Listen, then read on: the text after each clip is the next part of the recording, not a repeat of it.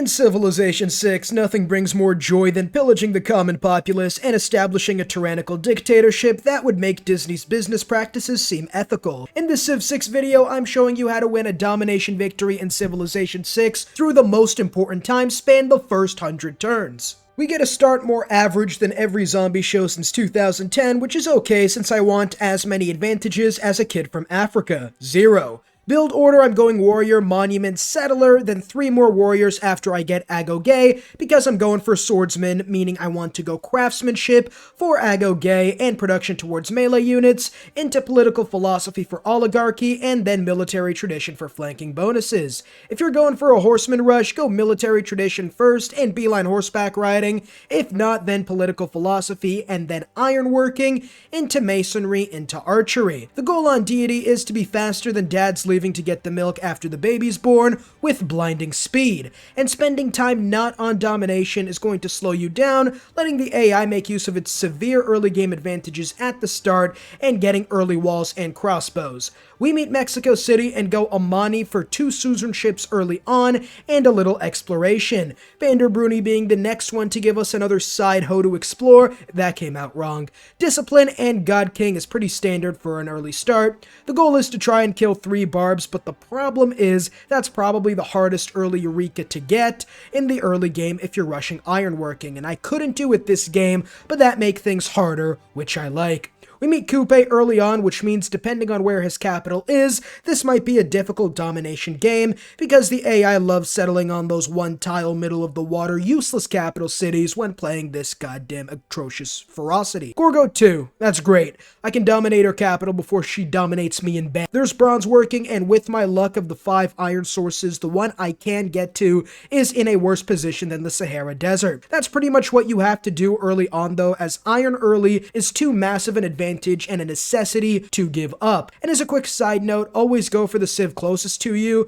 and see if you can bring any other nearby neighbors to join the fight to make things easier. Although in my case that didn't happen, as Gorgo was towards the southern end of the map, although it kind of got shown here because she had to deal with barbs. We'll get into that in a bit. Coupe settler looking thick with a capital C, meaning I have to grab that guy immediately, which is something the AI loves doing. Unprotected settlers are something you can almost always get. It's almost always worth the risk unless they have units nearby and you have no way of getting out like a Saw movie, but in any other scenario, always take the risk. Get a builder immediately in my second city for the iron and get started on the encampment for the great generals. For an early domination game, it's better to get out units first, then great generals, but I already had my army of 4 warriors out, and will get enough for Hypaspis, so I decided to just go for a great general, as I had some free time. If you need to continue building the army, do that first, and then get the encampment, even if you're not going to have a great general for the first conquest. It's not necessary, but does help a lot if you already have your army out.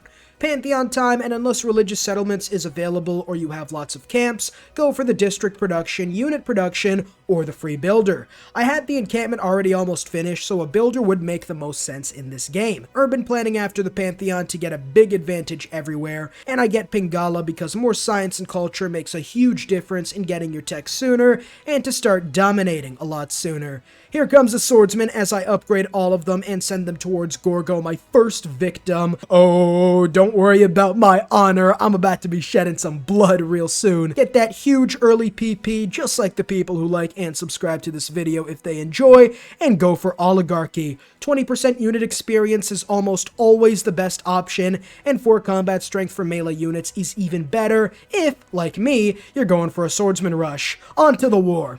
If the AI asks if you're going to attack on PC, just hit escape. Therefore, according to the game at least, the AI get Men in Black neuralized, not to be confused with Men in Black. Search that up and you're going to be very surprised. And the AI forgets this conversation ever happened. Gorgo is dealing with barbs in the south, meaning she provided as much of a fight as Iraq in 2003, and we could bum rush their cities. If the AI builds walls, then get a battering ram. Swords are so strong early on that they can tear through ancient walls with extreme ease. I see Coupe with an army to the north, and this is where where the game turned pretty difficult. In this situation, you want to trade luxuries to, in my instance, Coupe, to A, give reason for the AI to spare your life, and B, take some gold so when they declare war on you, they lose access to the luxuries traded, but you already took their gold, so you pretty much just get all their money for free. You pretty much get your cake, eat it too, and let it out in a lactose-intolerant fueled rapid-fire ship. Gorgo isn't even putting up a fight as the barbs really fooked with her, and I'm able to blitz through all the way to Sparta fairly easily when Coupe declared war on me. And Australia, for some reason, decides now's the best time to denounce me on war when I was the one who got declared on. I'm starting to think he is what Putin thinks NATO is, the puppet master. With my archer and high defense thanks to getting a swords rush early on, he does about as much damage to my goals and dreams as releasing secret nudes of a porn actress. I get another archer just in case as Sparta falls before I move on to Gorgo's last city and wipe her out from the game. This is a lot easier than what usually would happen, especially considering that it took me longer to declare than usual, but that really was due to me having my own problems. But just in case, I'm going after Mexico City next, as I still have 25 turns remaining just to show you guys how to deal with a real tougher target. After the first conquest, you always want to continue if you can, as you make your way to the next science and military text to keep up in research for domination. After getting to a point where you can't go on anymore for nearby city-states you don't need, very key that you don't need these city-states you're going to go for, before building up your empire with campuses, commercial hubs, and advanced units to prepare to hit the remaining leaders with an almighty goatsy, just like you'll be doing to life if you leave a like and... Yep, this is why Gorgo was struggling. Holy crap, what are these barbarians? Civ 6 AI in a nutshell. I'm taking their base on this continent, and they think pillaging my traders is better than defending their big city. Anyways, I take... Is this a 2012 African World Cup anthem by Shakira? What? I fucking love this name. Why do they have legions? Why are they stronger than even me? I'm not fucking Thanos. Holy crap. Why do barbs have a more disciplined and advanced military than anyone else? Usually after sending a whole civilization to Harambe's current residence, you get a golden age, especially as Alexander and all the Eurekas you end up securing. Also, here's the deity proof. I guess, I don't think I showed this at the start of the game. In any case, Mexico City is strong with a lot of units and walls, and 44 city strength, and a river. In this situation, upgrade your units or make peace until you can, get a battering ram, hover over the city, and it will tell you what walls you're dealing with. Ancient walls, battering ram. Medieval walls, you want to get a siege tower, and with Renaissance walls, you got to get some bombards. And finally, I declare the war. Now, with promotions, I recommend going Battlecry into Tortoise or vice versa, because those are the two most important promotions in the early game, which is again the most important part, and the tier 2 promotions really aren't that good compared to either Tortoise or Battlecry. So yes, it's going to take you a lot longer to get the tier 4 promotion, but by that stage in the game, you should already be just such a giant superpower that you'll easily be able to win even without those promotions. Attack and stay near farm tiles when you're going up against a strong city, or any tile that gives you health when you pillage, so you don't lose your units, and feel free to keep building units if you might need them. Don't worry about the AI pulling ahead in science or culture. You're going to have more than enough cities, and after the army is built, then you can spend time building infrastructure, and you'll be surprised at how quickly you can catch up in science and culture, even on deity, as long as you have more than enough cities. The goal is, as always, 10 by turn 100. In this instance, I already had more than enough of an army, so I started a little early on infrastructure, but just keep units in defensive position as a sort of jockstrap and switch them out to heal and promote while continuing the attack, and you'll take the city like I did to Mexico. I completely forgot I was at war with Coupe and he almost took my capital. Yeah, my brain cells were not completely on today. Sorry, guys. In any case, trade with some... Shut up, phone. You don't matter. Hold on. Alright.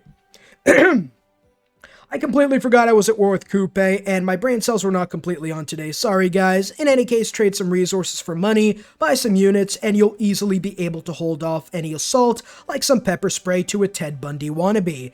And that's the first 100 turns. And now with 12 cities by turn 105, I went to turn 105 because I wanted to deal with Coupe. We are in an absolutely golden position. We have more than enough cities to get enough science and culture to catch up to Guitarja, and after a while, we could probably probably go after Australia first, and then even Gatarja maybe. Her cities are pretty close.